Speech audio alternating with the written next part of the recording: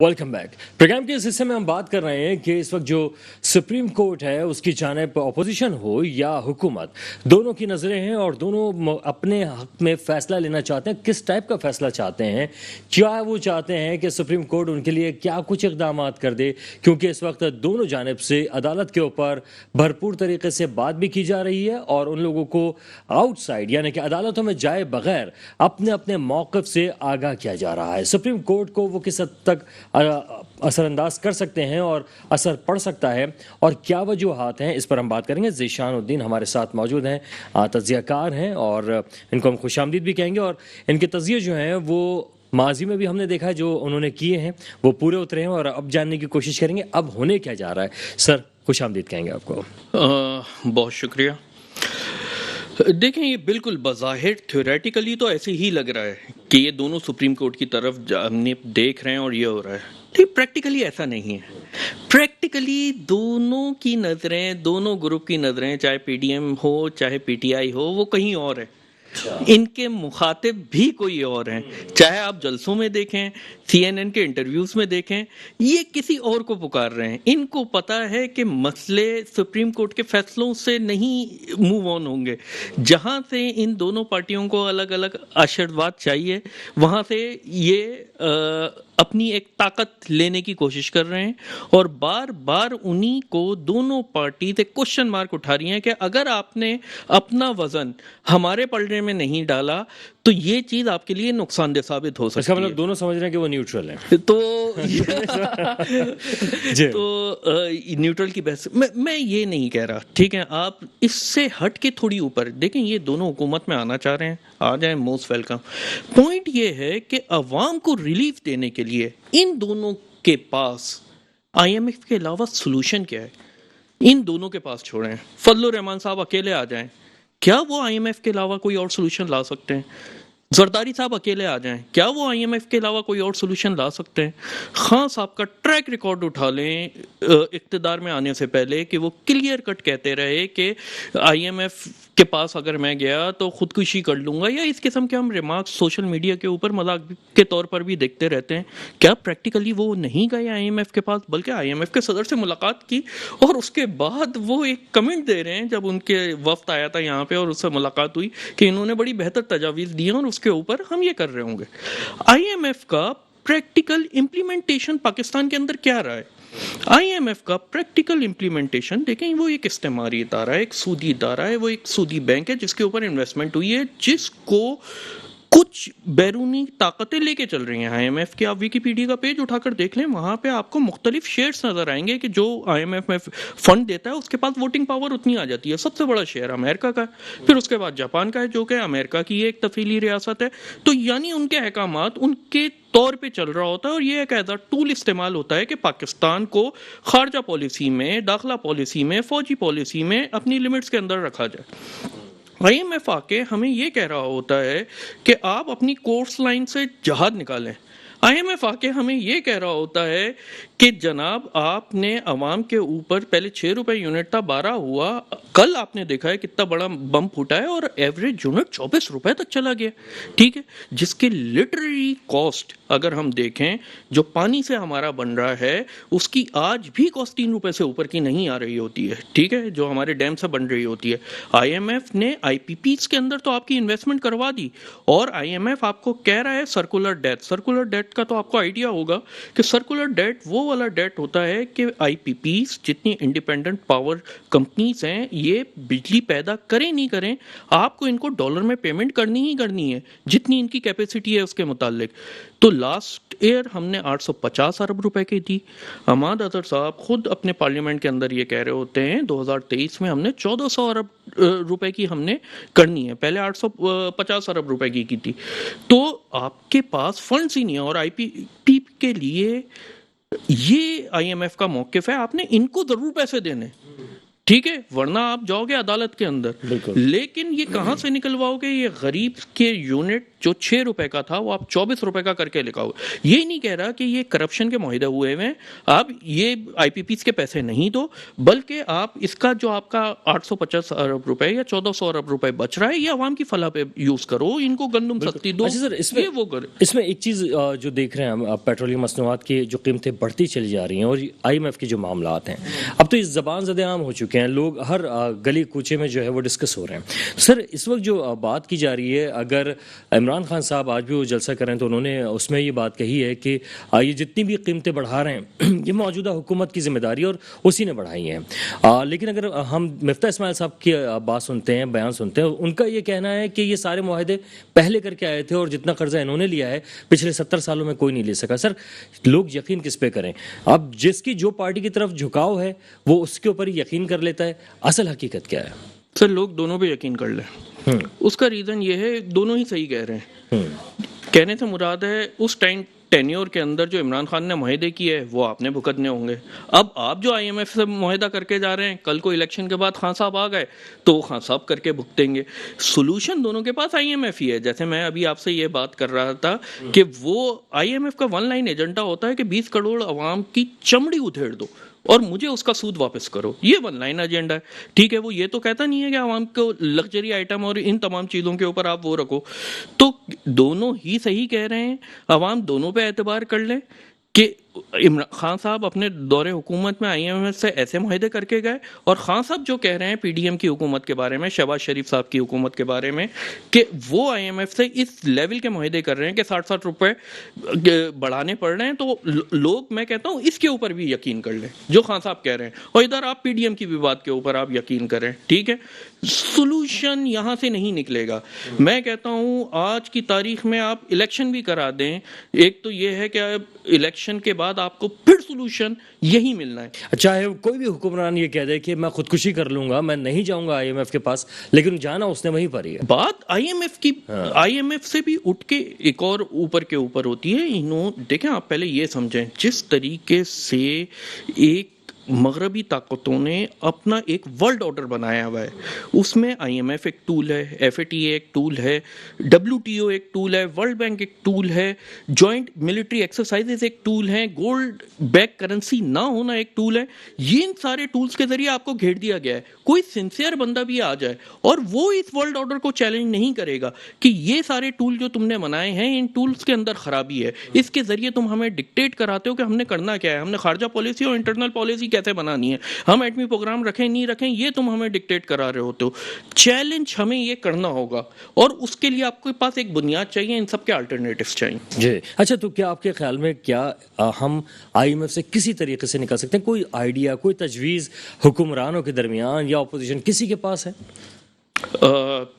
دیکھیں پہلے موٹے موٹے آپ فگر سمجھ لینا. آپ کی جو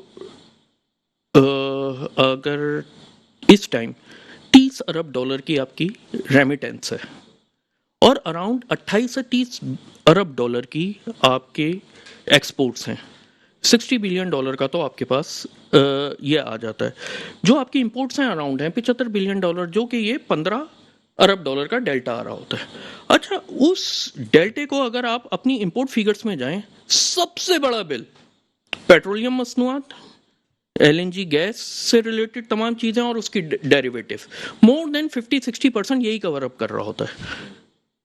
یار یہ چیز مطلب کہ اگر آپ دیکھیں یہ ایک نیچرل صورتحال نہیں ہے ابھی جو ہم نیشن اسٹیٹ میں بٹے ہوئے ہیں، پاکستان میں، ایران میں، اس میں.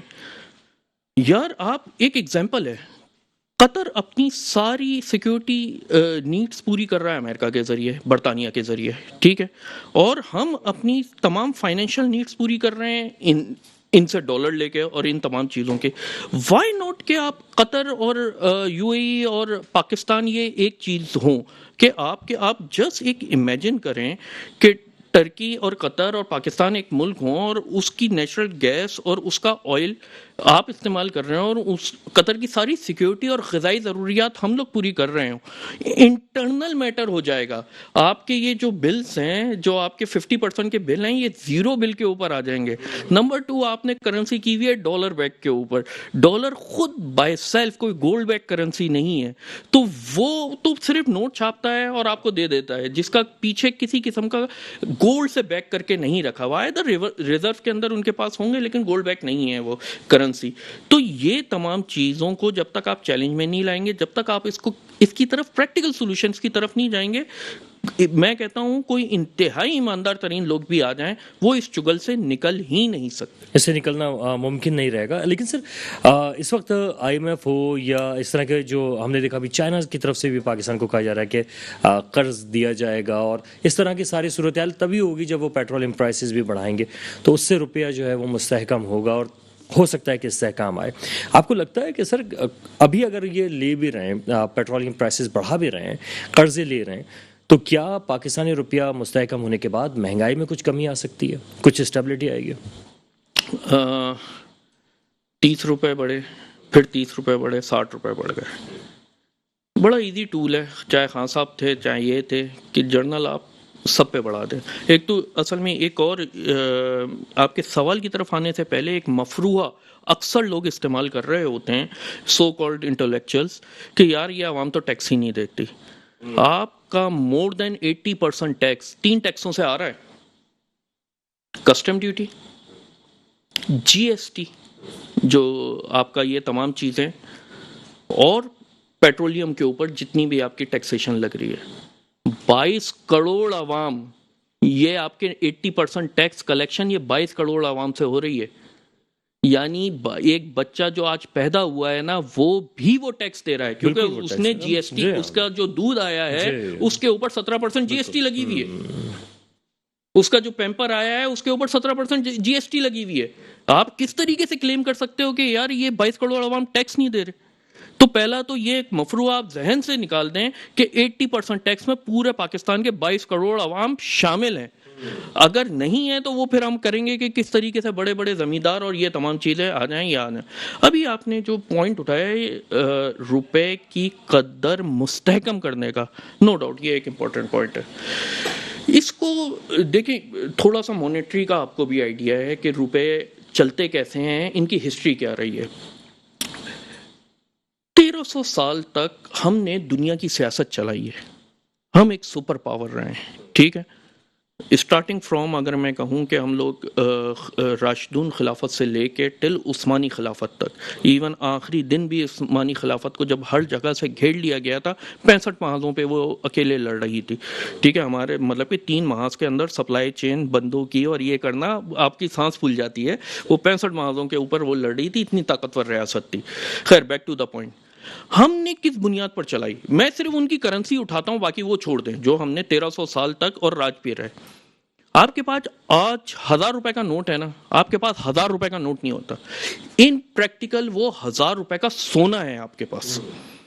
سونا ڈی ویلیو ہوتا ہی نہیں ہے، پریکٹیکلی وہ 1000 روپے کا سونا ہے. یعنی حکومت کے لیے، خلافت کے لیے، ریاست کے لیے یہ الاؤ ہی نہیں ہے کہ بغیر سونا رکھے وہ نوٹ چھاپ دے، ٹھیک ہے. یہ الاؤ ہی نہیں ہے، اور 1300 سال تک ایسا رہا.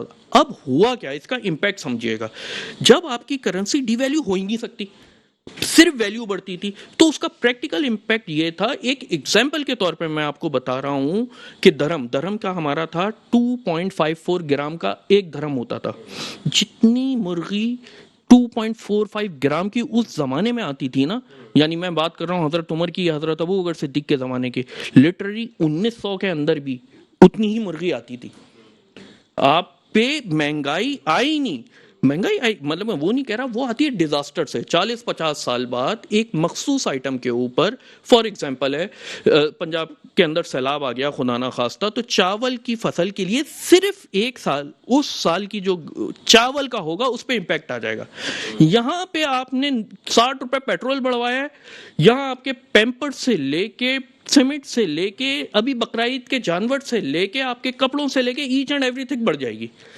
تو مہنگائی کا دور کی اگر آپ اسٹیبلٹی چاہتے ہیں تو فوری طور پہ اپنی کرنسی گولڈ بیک کر دیں، gold and silver back standard کے اوپر لے کر آ جائیں، اور پوری دنیا کو ہم نے مجبور کیا کہ اسی اسٹینڈرڈ پہ چلو۔ بالکل اسی پہ۔ اچھا سر، اب یہ بھی فرمائے گا کہ جو تنخواہیں ہیں اگر اس کو بھی اسٹیبل کیا جائے، اور عام طور پہ اگر اس کا جو ایک ریشو ہے وہ 1 تولہ کے حساب سے ہی رکھا جائے، 1 تولہ سونا جو ہے اس کے حساب سے اس کی قیمت رکھی جائے، کہ اگر وہ تو مہنگائی تو پھر بڑھنی نہیں ہے، جتنا اس کو 1 تولہ وہ ملے گا اس حساب سے مہنگائی چل رہی ہوگی، اس کے اوپر تقریباً آپ نے وہی بات کی ہے کہ آپ وہ گولڈ بیک کرنسی آپ وہ کر دیں جتنا یہ آ رہی ہے، تو کہنے سے مراد ہے کہ آپ تو اگر آپ کی گولڈ بیک کرنسی ہو آپ تو 5,000 کے اندر اب پورا خاندان چلا سکتے ہو بہت ایزیلی اس حوالے سے۔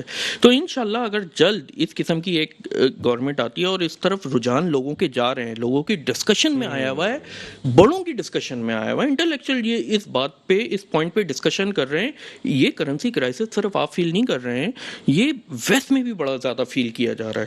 یعنی ویسٹ میں اس طریقے سے وہ ڈائریکٹلی فیل کر رہے ہوتے ہیں کہ یار اگر میری $10,000 کی تنخواہ ہے اور سال کے آخر میں بھی $10,000 کی تنخواہ ہے جو جنوری میں تھی وہی دسمبر کے اندر ہے، تو لٹرلی میں نے 14%، کیونکہ 14% انفلیشن ہو گئی، 14% تو میں نے اپنی ڈاؤن کر دی ہے۔ یہی اگر ان کی کرنسی گولڈ بیک ہوتی، pound, euro, dollar gold back ہوتی، وہ ڈاؤن ہی نہیں ہوتی، پھر وہ سال یعنی جب وہ پیدا ہوتے تب بھی ان کی $10,000 تنخواہ ہوتی، مرتے تب بھی 10,000۔ یہ تو ایک ڈاکہ مار دیتی ہے حکومت نقلی فیٹ بلکہ کرنسی یہ چھاپ نوٹ کے۔ چھاپتی ہے، بلکہ اب تو ATM اور یہ جو کارڈز وغیرہ ہیں اس کا بھی ایک معاملہ سر ایک الگ ہے۔ اچھا سر، یہ بھی فرما دیے گا کہ اس وقت جو ہے ہم نے یہ سنا کہ جو گورنمنٹ ہے اس نے کہا کہ جی پیٹرول پرائسز تو بڑھیں تو ہم بھی اپنا حصہ ڈالتے ہیں، اور انہوں نے بھی کہا کہ ہم جو وزراء ہیں ان کے پیٹرول جو ہے اس کے اوپر کٹوتی کی جا رہی ہے۔ سر کچھ اثر پڑ سکتا ہے جسٹ عوام کے ساتھ؟ دیکھیں، عوام کا اس لیول کا غصہ ہے تو آپ کو کچھ نہ کچھ ایسے کاسمیٹک کام ضرور کرنے پڑیں گے کہ جس کی وجہ سے لگے کہ ہاں یار عوام کا غصہ تھوڑا ٹھنڈا ہو گیا۔ لٹرلی 500، 1000، 2000، 5000 لیٹر اگر ان کا کم بھی ہو جائے ٹوٹل سب کا ملا کے، پریکٹیکلی آپ سمجھتے ہیں کہ گھی کی قیمت اس سے کم ہو جائے گی، آٹے کی قیمت کم ہو جائے گی، بجلی کی قیمت کم ہو جائے گی۔ دوسری طرف آپ نے 24 روپے کا یونٹ کر دیا ہے یار، کہاں ایک زمانے میں ہم اپنے زمانے میں چل رہے ہوتے تھے، کیا اس کے اوپر کوئی فرق؟ عوام کا یہ ایشو ہے، عوام مطلب کہ ایک میں میم دیکھ رہا تھا کہ موجودہ حکمرانوں کے بارے میں تھی کہ بیٹا ہن تو تنخواہ ڈبل لے لے لیکن اب وہ نہیں کری ہو، یعنی ہمیں سکون دے دو کچھ، یعنی وہ یار جتنا پیٹرول لے رہے ہیں آپ ڈبل لے لیں، لیکن آپ عوام کو تو سہولیات دیں یار، کیوں آپ ایسے کاسمیٹک اقدامات کے اوپر آ رہے ہیں جس کا عوام کی سہولیات سے کوئی تعلق نہیں؟ ٹھیک ہے جناب ذیشان الدین صاحب، تجزیہ آپ سے لے رہے تھے، آپ کا بہت شکریہ، آپ تشریف لائے، اور یقیناً عوام یہ چاہتی ہے کہ اس کے لیے آٹا، دال، چینی، چاول جو بنیادی ضروریات ہیں کم از کم وہ تو سستی ہو جائیں تاکہ ایک عام آدمی کا گزر بسر جو ہے وہ بہتر طریقے سے ہو سکے۔ اس کے ساتھ ہی وقار الحسن کو بھی 2 ٹوک سے اجازت دیجیے گا۔ اللہ حافظ۔